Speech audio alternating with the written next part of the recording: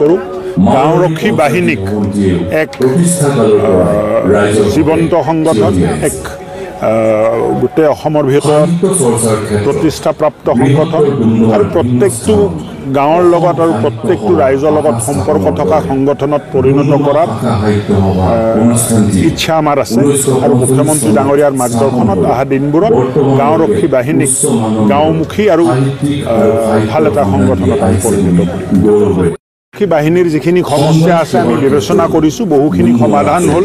2024 যিটো আইন আমি মানে VDP আইনটো বদলালোঁ আৰু যদি কিবা সমস্যা আছে আমাৰ দৃষ্টিগোচৰ হৈছে, দুই এটা সমস্যা এইখিনি আমি VDPৰ 67তম প্ৰতিষ্ঠা দিৱস উদযাপন কৰাৰ যি আমি সুযোগ পাইছোঁ, হোষ্ট কৰাৰ যি সুযোগ পাইছোঁ, তাৰ বাবে আমি নথৈ আনন্দিত। আমি চেষ্টা কৰিছোঁ তেওঁলোকক আপ্যায়ন কৰিবলৈ, কিমান দূৰ সফল হৈছোঁ আমি নাজানো, কিন্তু আশা ৰাখিছোঁ যে আগন্তুক দিনবিলাকত আজিৰ এই অধিৱেশনৰ পিছত VDP আৰু অধিক শক্তিশালী হ'ব। আৰু মাননীয় মুখ্যমন্ত্ৰী মহোদয়ে এটা ইচ্ছা প্ৰকাশ কৰিছে যে VDPক 9 ৰূপত গঢ় দিয়াৰ কাৰণে তেওঁ এটা ইচ্ছা প্ৰকাশ কৰিছে। আৰু ভৱিষ্যত দিনবিলাকত আমি নিশ্চয় VDPক আৰু অধিক শক্তিশালী আৰু সষ্টম ৰূপত আমি দেখা পাম বুলি আমি আশাবাদী। দেখা গৈছে যে সেই দিশত ইতিমধ্যে কাম চলি আছে, সোনকালে আপোনালোকে দেখা পাব।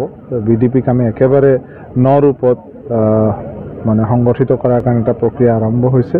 প্ৰতিটো ৰিভিনিউ ভিলেজত একোখনকৈ VDPৰ কমিটি হ'ব আৰু মুখ্যমন্ত্ৰী মহোদয়ে আগ্ৰহ প্ৰকাশ কৰিছে যে যিবিলাক পৌৰসভা এলেকা আছে সেইবিলাকত চিভিল ডিফেন্সৰ কমিটি একোখনকৈ কৰাৰ কাৰণে তেওঁ আগ্ৰহ প্ৰকাশ কৰিছে। গতিকে ভৱিষ্যত দিনবিলাকত আমি কেইবাটাও নতুন কথা পাবলৈ Assam Focus।